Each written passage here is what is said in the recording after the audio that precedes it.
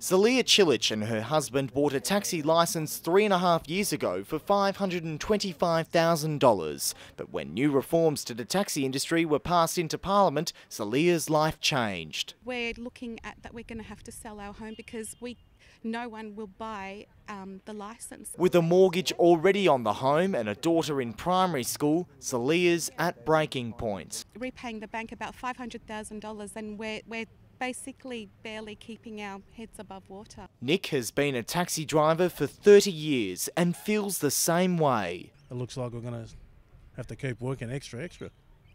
How long are you going to have to work for?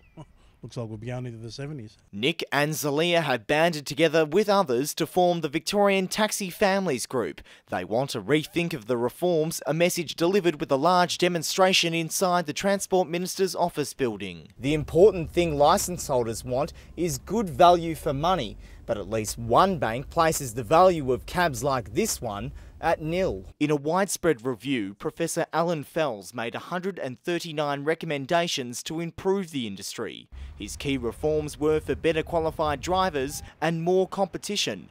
But the man who's making the changes also has another idea. If a group comes to us and says, we want to colour all our cabs red, or all of them lime green, doesn't matter. We'll say that's going to enhance competition and we think it's a good idea. But former Premier Jeff Kennett, who implemented Melbourne's yellow cab scheme in the 90s, isn't a fan.